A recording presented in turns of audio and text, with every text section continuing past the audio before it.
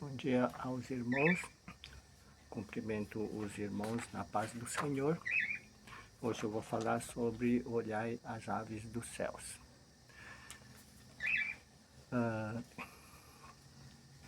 Vamos começar com uma oração.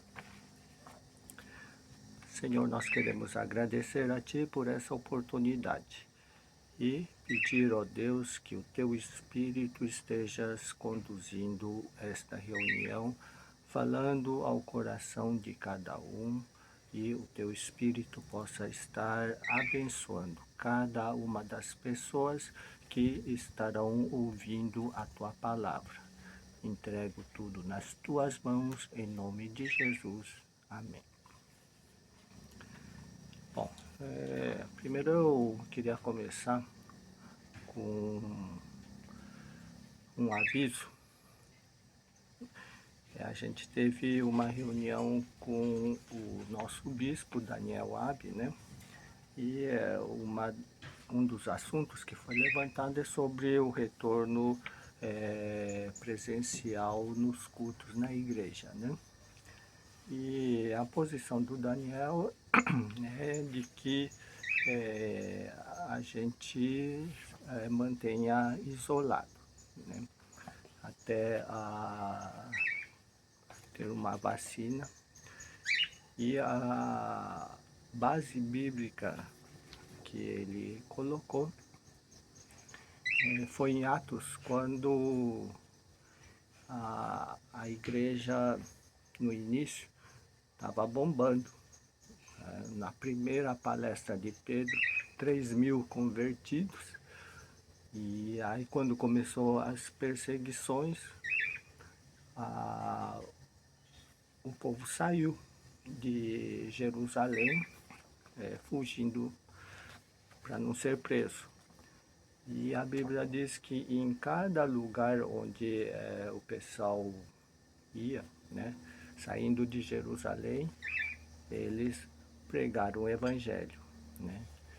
E aí, quem é que ficou na igreja? Somente os discípulos. Então aquela igreja cheia se esvaziou. E Jesus tinha dito, né, sereis minhas testemunhas, tanto em Jerusalém, Samaria e confins da terra. Mas o povo estava querendo ficar no bem bom da igreja. E aí Deus permitiu essa perseguição para que o evangelho se espalhasse. E a mensagem que ele deixou é de que cada um de nós, onde estivermos, né, nós devemos ser espalhadores da palavra de Deus. Ele falou, olha, não precisa ser assim, né, juntar um monte de gente para falar de Jesus, mas você pode falar com o seu vizinho, as pessoas que você tem contato no WhatsApp, as pessoas que você conversa, as pessoas da sua família, né? E vai falando de Jesus. Essa é a missão nossa como cristão aqui na Terra, né? Bom,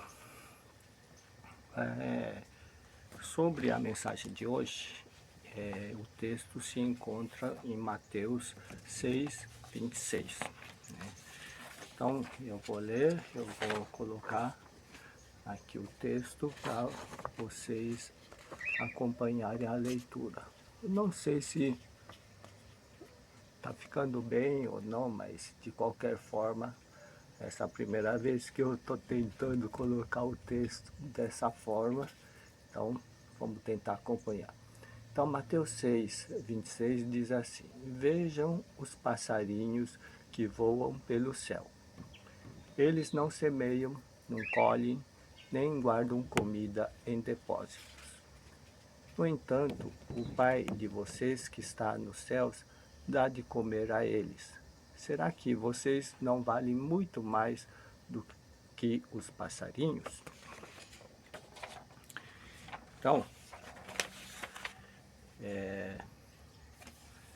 eu estou em companhia com os passarinhos.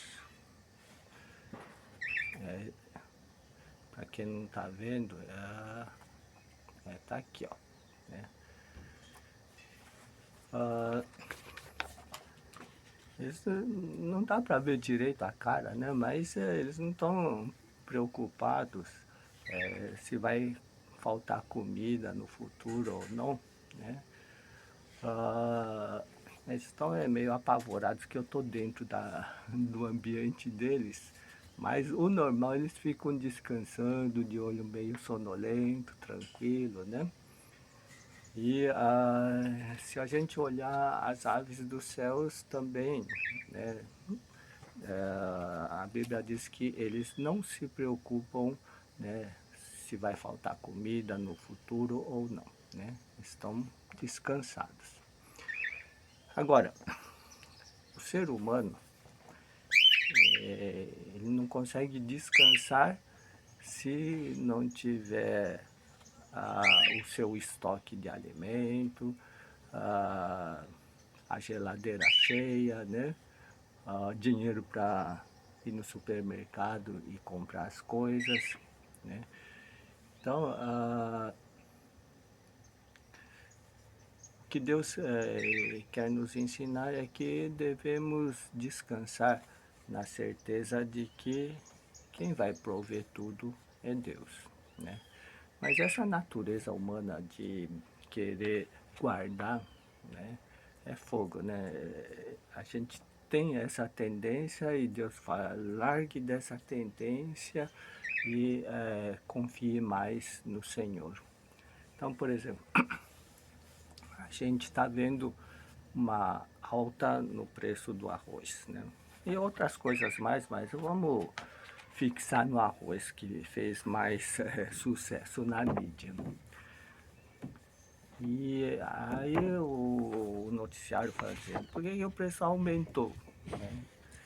Aí alguém falou assim, porque o estoque de arroz está baixo.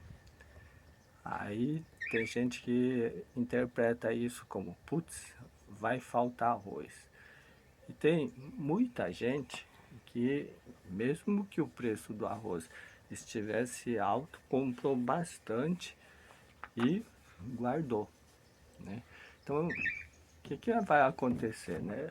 Já está com o estoque baixo, aí o pessoal sai comprando mais, aí o preço sobe mais ainda, né? Em dezembro, janeiro, já vai vir uma safra nova e esperamos que o preço caia, né? Então, a gente tem essa tendência de querer estocar para garantir o sustento, né?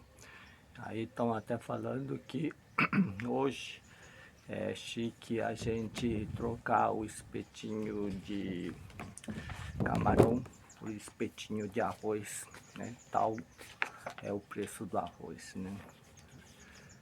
Ah, quando o ser humano assim pensa que a gente só consegue ter o descanso quando nós conseguimos controlar a produção, o armazenamento, guardando em grandes silos, né? Esse é um pensamento limitado, sem ver de que, por exemplo, se na época certa não vier chuva, todo esse planejamento vai por água abaixo. Então, quem está realmente no controle é Deus. Então, em vez de a gente confiar na capacidade de planejamento do ser humano na execução, a gente deve confiar naquele que tem o controle acima de tudo, né? Quando Jesus diz, olhai os pássaros, né? Então a gente tem que ficar olhando também o comportamento dos pássaros. Quando os pássaros vão procurar comida, existe uma ação do pássaro, né? Não vai ficar esperando de bico aberto para cima e Deus vai colocar comida na boca desses passarinhos, né? E existe uma luta para buscar comida, às vezes tem que ter paciência em saber esperar, né? Mas a comida tá lá. Mas tem uma parte do lado do passarinho que tem uma ação que é conseguir esse alimento disponível ou disponibilizado por Deus, né? Vou dar um exemplo. Aqui do lado, né, tem uma jabuticabeira que nesse ano, para a nossa surpresa, mas carregou de jabuticaba, né? E aí eu fui com uma tigela bem grande, né? O ser humano é guloso, né? Tenta pegar além daquilo que consegue comer, né? Para guardar na geladeira. Aí passa um monte de dia, fica ruim, aí no fim até joga fora, né? Essa é a natureza humana, né? E enquanto estava catando as jabuticabas na parte de baixo, e estava lá o passarinho lá em cima saboreando a minha jabuticaba, né? Não sei porque a gente acha só porque cuidou do pé já é o dono da jabuticaba, né? Eu acho que o passarinho também achava-se no direito né, de comer. Aí eu olhei pro passarinho e falei, mas que cara de pau, né? Eu aqui, ele lá em cima, não tá nem aí. Aí eu tentei espantar, gritei, agitei, né? Nem se tocou, continuou comendo, né, lá em cima. Falei, puxa vida, né? Aí eu peguei o galho, o passarinho tava, né? Dei aquela chacoalhada no galho, né? Aí o passarinho se assustou e ficou lá numa outra árvore só observando, né? E com certeza, depois que eu saí, o passarinho deve ter voltado e continuou comendo, né? Então, o passarinho até teve que ter paciência de esperar, né? Ah, não desistir, né? E no fim conseguiu. Então, quando Deus disponibiliza para nós as coisas, Deus quer que da nossa parte a gente tenha uma ação também. Então, eu vou dar um outro exemplo. Quando o povo de Israel estava no deserto, todos os dias tinha o maná, né? Só que a Bíblia diz assim, o maná caía como orvalho durante a noite. E aí ficava aquelas gotinhas no chão. E a hora que secava essas gotinhas, aí formava assim, que nem eu imagino uma escama de peixe. E aquilo era o maná. Só que a hora que vinha o sol, esse maná derretia e se misturava com a areia, aí já não dava mais para catar. O maná estava lá, né? Mas não podia acordar cedo demais para os ansiosos, né? E tentar catar o maná, porque ainda estava em forma de líquido, né? Gota. E tarde demais, depois que o sol aparecesse, porque já o maná tinha derretido e desaparecido, né? Para os que perdem a hora de acordar, né? E fica mais um tempo, tá tão bom na cama, né?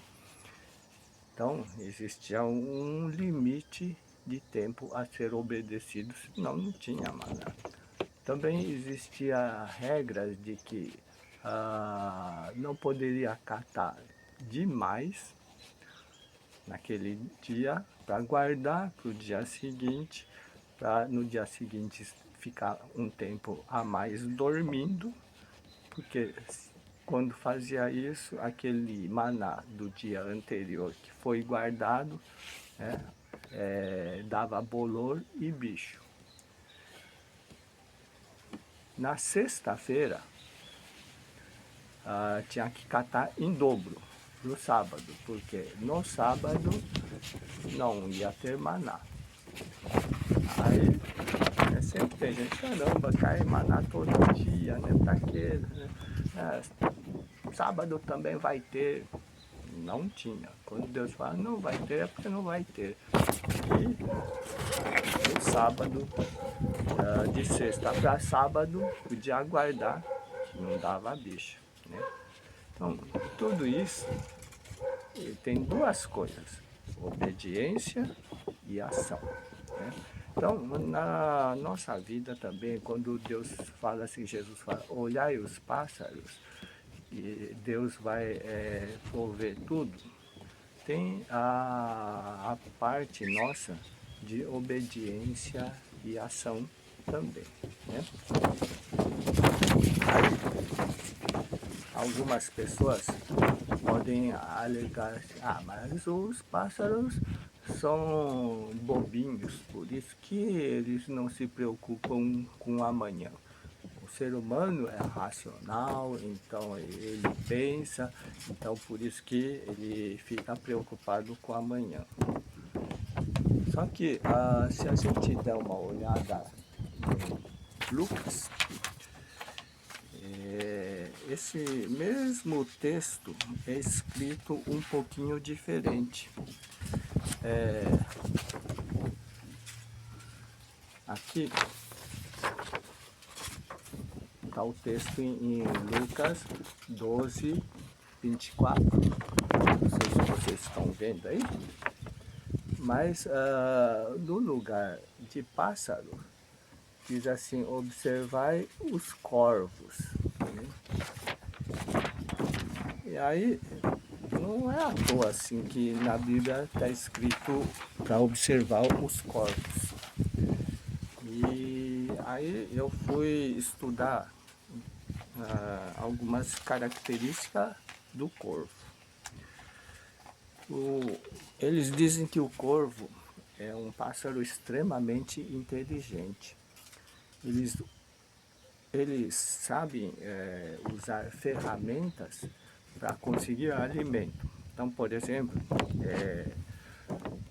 tem certas sementes que existe uma proteção, uma casca tão grossa que o corvo não consegue quebrar, mas ele quer comer a semente que está dentro daquela casca grossa e não consegue quebrar. Então, o que o corvo faz? Ele pega essas sementes e vai jogando na estrada, né, onde passa carro, caminhão, né? E a hora que algum veículo passa em cima dessa semente com casca dura, então a casca dura é quebrada, né? Aí o corvo vai lá e come a semente que queria, né? Então é um bicho esperto, né?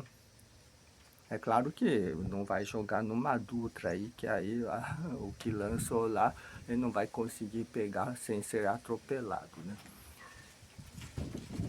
Então, mas o corpo, mesmo inteligente dessa forma, né, ele sabe descansar na providência de Deus, né? A segunda característica do corvo é de que ele come de tudo, né? Não fica reclamando assim tudo, né? Sempre a mesma comida, isso eu não gosto, né? E o ser humano não, né? Às vezes fala, nossa, não tem a comida que eu quero, nossa, né? Esse daqui não gosto, poxa, sempre a mesma coisa, né? E por causa disso, vai se entristecendo ou murmurando, né?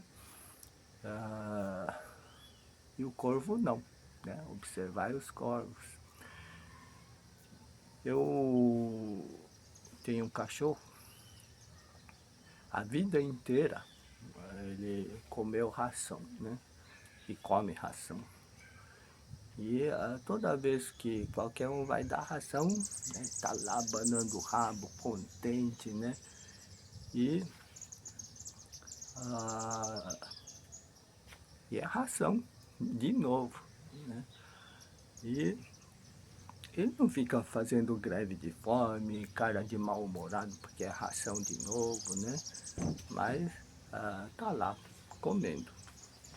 Por isso, existe um versículo, nesse mesmo trecho do Sermão da Montanha, que diz assim que a vida é mais importante do que a comida, né?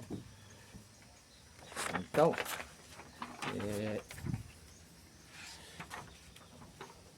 isso significa que,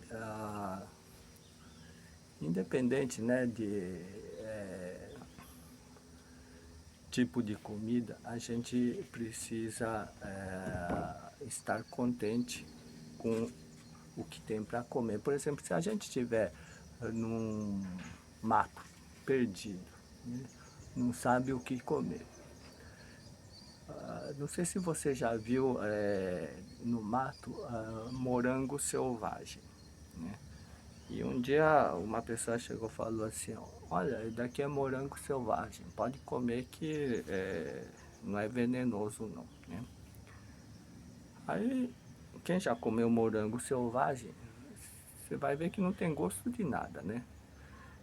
E é ruim. Então, você não vai perdido lá no mato.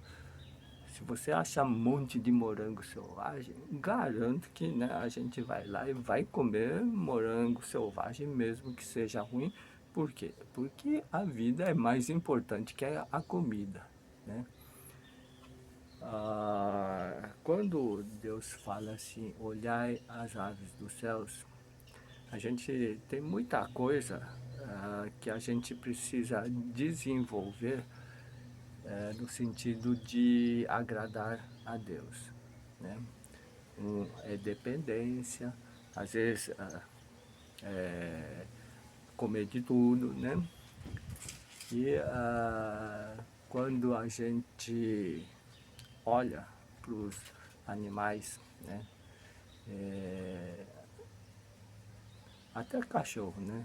Tem muitas características que a gente precisaria ter, né? Que eles têm e que se a gente tivesse, agradaria muito ao Senhor, né? Por exemplo, eu nunca vi, ou é muito difícil o cachorro, né, ficar de mau humor, ou quando a gente apronta alguma coisa com o cachorro, né, ele virar a cara e não, tá sempre contente, sempre feliz, né? Então tem certas coisas que a gente precisa aprender, né, para ser mais agradável diante de Deus, né? Então era isso que eu tinha para compartilhar. Tenham todos uma boa semana e vamos orar pedindo a bênção do Senhor, né? Senhor, nós queremos agradecer pela Tua palavra e ao olharmos as aves dos céus, toda vez que vemos essas aves, a gente possa lembrar de que nós valemos muito, muito mais do que estas aves e que por isso o Senhor tem um cuidado especial para com cada um de nós. A Tua palavra diz que mesmo antes de a gente pedir alguma coisa, o Senhor já está sabendo. Mas o Senhor quer que a gente verbalize diante de Ti as nossas petições, as nossas gratidões, a nossa adoração. Então, pedimos a ajuda do Senhor para fazer com que a gente desenvolva atitudes que agradem ao Senhor. Aos ouvintes da Tua Palavra, pedimos, ó Deus, que a Tua paz esteja sobre todos esses ouvintes, na certeza de que o Senhor está cuidando e cuidando muito bem, mesmo que as circunstâncias parecem que não. Que o teu Espírito Santo coloque a tua paz no coração dessas pessoas, aquela paz que é sobrenatural, aquela paz que a gente não entende porque vem do Senhor, não depende dos nossos sentimentos, mas é produzido pelo teu Espírito Santo. Aos irmãos que estão precisando de cura, nós, como igreja, pedimos em nome de Jesus o restabelecimento da saúde dessas pessoas que estão clamando ao Senhor por cura. Aqueles que estão pedindo por um emprego, ó Deus, o Senhor controla toda a situação. Pedimos ao Senhor que o Senhor esteja arrumando uma colocação nesse mercado de trabalho que está tão difícil, mas aos filhos do Senhor, o Senhor sempre tem uma bênção especial, mesmo que a situação do mercado esteja muito ruim, porque é o Senhor que faz acontecer. Aqueles que estão desanimados, ó Deus, dá uma injeção de ânimo no Senhor. Eles possam experimentar as maravilhas e o poder do Senhor para estar firmes até a volta do Senhor. Nós queremos pedir agora que o Senhor nos abençoe, que o amor de Deus Pai, a graça do Senhor Jesus e a comunhão do Espírito Santo, que é a presença do Espírito na nossa vida, acompanhe sempre e sempre, até o último dia da nossa vida, nos orientando, nos corrigindo e dando forças para continuar na caminhada junto contigo. Em nome de Jesus. Amém. Então, Deus abençoe aos irmãos. Fiquem na paz do Senhor. Muito obrigado.